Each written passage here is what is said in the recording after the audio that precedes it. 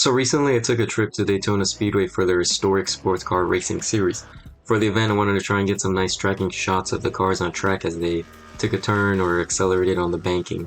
I own a couple of lenses but only one autofocus lens, a Minolta 28mm f2.8 which crops to 42mm, a Minolta 50mm 1.4 which crops to 75mm, a Helios 44M 58mm f2 which is about 87mm, Fuji 18 to 55 f2.8 to f4 which gives me around 27 to 82mm of range, a Minolta 135 f2.8 which crops to 200mm, or lastly a Vivitar 75-300 f4.5 to f5.6 which is around 112 to 400mm.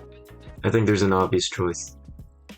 The 28mm f10 fixed focus disposable lens, obviously. So the Vivitar 75-300 or the Minolta 135mm. So I made two choices, the Minolta 135mm and the 50mm 1.4. One will get me close enough when shooting towards the track and the other was just a coin flip. I do love how sharp the 50mm is, but I didn't know how it would perform when walking around since I typically like a bit of a wider FOV. Oh well, I like the challenge. Anyways, I think I made the right choice. The 135mm was perfect for the track.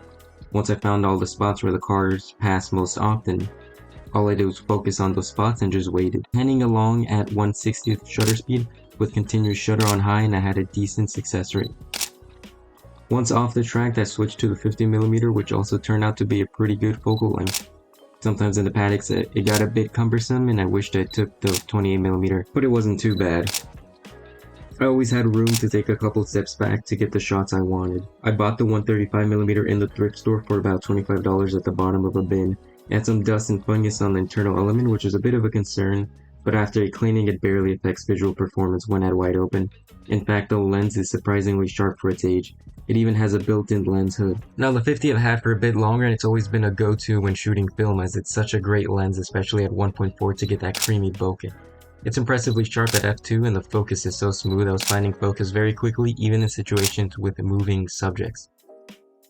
These are great lenses and I recommend them to anybody that doesn't want to spend hundreds of dollars on newer lenses, especially if you're shooting landscape, stills, or portraits. Well, I still have a lot of videos and photos to show you, so I hope you enjoy.